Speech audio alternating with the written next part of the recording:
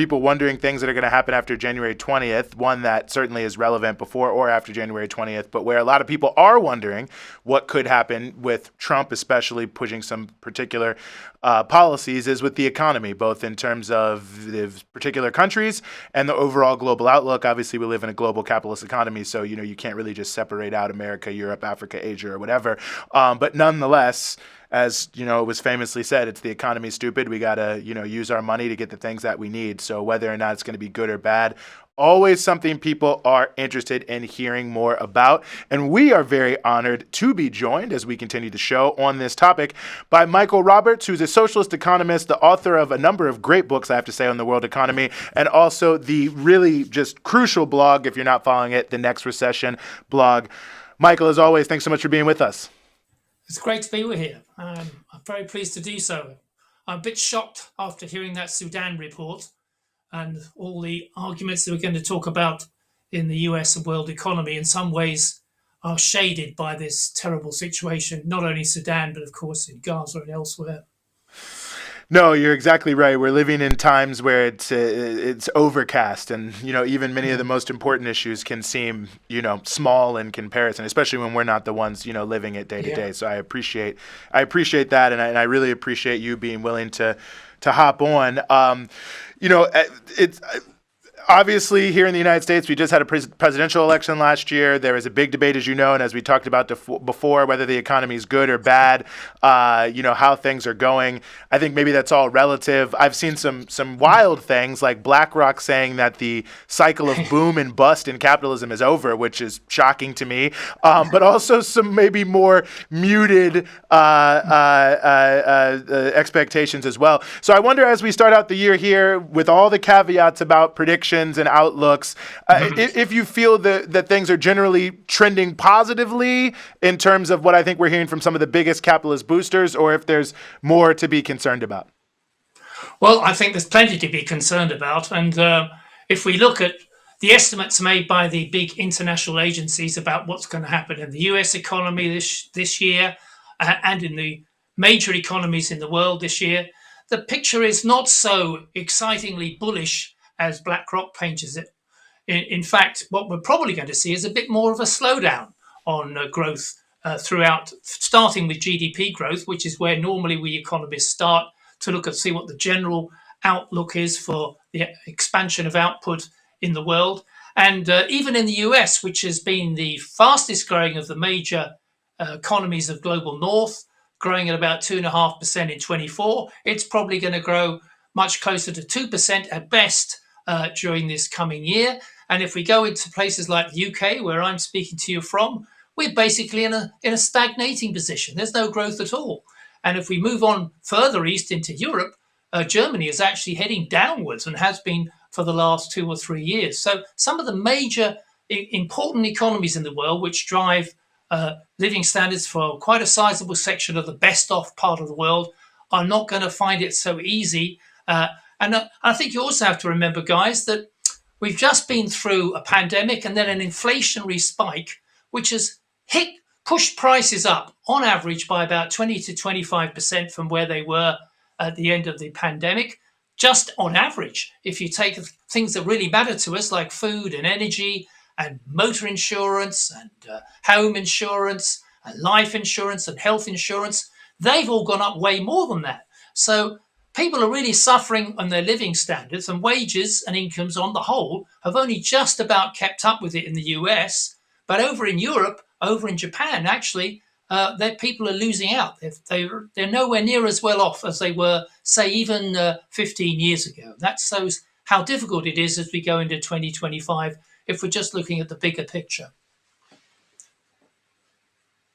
You talked a bit about the developed countries, which I think it's interesting. You always get these rosy economic kind of reports about the GDP is up, everyone's got a job, or more people than last year. Things are great. But you mentioned the word stagnation and recession with regard to the developed countries. But then there's also the developing countries, or the third world, which is dramatically impacted by the economic ups and downs of the global north. So what can we expect, do you think, for the countries of the third world as we enter into the year 2025? Well, again, if we look at it as a whole, the so-called developing economies, that's the nice word for it, but basically those countries that are so poor that they're under the control of the global north on the whole, these countries are going to see slower growth as well. A difficult position for many of them, particularly the poorest countries, not only just like Sudan, but a whole range of them that we can think about, where debt, the payments of debt, which these countries have got to make back to private sector institutions in the global north and to the international agencies, is at such a level that many of them are going bust. They're going to default on those debts because what we've seen is a rise in interest rates over the last 3 or 4 years, very high, particularly as a lot of these countries have borrowed money in dollars and the dollar is very strong. So those two factors coming together are making it extremely difficult for a whole layer of countries to meet their obligations. And there's no relief. There's no relief from the IMF, from the World Bank, from the other international agencies. What they say is, oh, well, we'll try to lower your interest rates or we'll give you a bit more time. But they're not prepared to cancel those debts. They're not prepared to clear them away so that these countries can start without the burden of the debt that they've got on their backs over the last 15, 20 years, and particularly in the last 2 or 3 years. So these countries are the poorest countries in the world with the biggest populations in the world, the bulk of where the bulk of humanity lives, are under severe problems as we go into 2025. One of the big questions that people are, of course, wondering about is tariffs, obviously, because President-elect Trump has made a lot of different claims about raising a lot of tariffs all at once very quickly when he comes in. We don't know exactly what he will do or if it's even possible for him. But in the most general sense, I think for working class people, at least, the hope is that tariffs will, help people hang on to jobs or create more jobs or whatever it may be. Is this something people should hold out hope for, or is it maybe a bit of a false dawn here? I think it's a false dawn. I think people should be aware that the purpose of Trump's tariffs, he claims, is he's going to make America great again by getting people to invest into the US, and that they'll be forced to do so because tariffs on exports into the US, imports that we buy and all sorts of goods we get from all parts of the other world will be so expensive that basically American manufacturing and people investing into America will have to substitute for the loss of the cost of these imports. The first thing to say is that if President Trump implements his tariff program, which is a 10% increase on the tariffs of all the imports in the US and probably 50 or 60% for Chinese imports, then prices are going to rise for the things you buy in the shops and so on, and probably also energy prices as well. So all those factors are going to raise in the inflation rate. Inflation rate's supposed to be falling. But if these tariff measures are introduced across the board and in full, they will increase inflation. They'll also reduce international trade and growth from the other countries, so there'll be an implosion in growth to some extent, which will ruin the prospects of increasing living standards over the next year. And the idea that somewhere down the road, American manufacturers are going to replace these losses that we'll make through increased import prices seems to me a vain hope. It's never succeeded before. And basically, there's no real attempt to improve the position of American industry in any other way. The only thing that Trump is proposing, in addition to increasing tariffs, is to dramatically cut corporate profits and income tax mainly for the very rich in America. They're already doing well. They've already done hugely well over the last 2 or 3 years. And his program really is to boost the income and interests of his billionaire friends in the cabinet and outside. For the vast majority of ordinary working people in America and in Europe, such a tariff program is going to be a really big setback for living standards if it's implemented. I just get a feeling, guys, that Trump's playing what he calls a business deal program. He's going to say to Europe or to China, look, I'm going to slap tariffs on your imports unless you agree to invest in the US or you agree to let American industry to go in there and build whatever it wants to do and take part in the market there and get a better share of the market. So unless you capitulate on these points, then we'll introduce tariffs. If you do, then we won't. So it's a sort of business deal. So we'll just see how far business Trump succeeds. His business dealings historically haven't been too successful, so I'm not sure how well this particular approach will be. But that seems to be his approach. It's not really one based on any rational economic program. It's based on sort of I'll give you something if you give me, or I'll take something from you if you don't. That sort of approach which he's going to adopt on his policies. There's this assumption, I think, often that the US and Europe are this one block economically or something. But actually, you seem to make this distinction in this forecast you put together between the US and Europe, in the sense that Europe is not doing so great. You mentioned a couple countries when you were giving your first response. You said Germany in particular is not doing so great. I mean, these aren't things we often see reported on in the mainstream corporate media in the US. So I'm just curious your thoughts on that sort of distinction between the US economy doing, a certain way versus, the European economy doing perhaps less well, and what you see happening for Europe this coming year. Well, first to say, it's all relative. The US economy might be growing in official terms or 2 or 2.5% a year. But 15 years ago, before the global financial crash in 2008 and before the pandemic, it was going at 3% or 3.5%. It's growing much more slowly than it used to. So although it's delivering jobs, you might say, these jobs aren't well-paid jobs. They're not skilled jobs. They're not opportunities for Americans on the whole to build careers. They're jobs just enough to make you survive. Possibly you have to have 2 of them in order to make a good living. So even though America appears to be doing better than Europe, it's still relatively poorer off than it was in terms of its ability to meet the needs of people than 15 or 20 years ago. The 21st century has been pretty bad for the major economies. But as you say, Europe's even worse.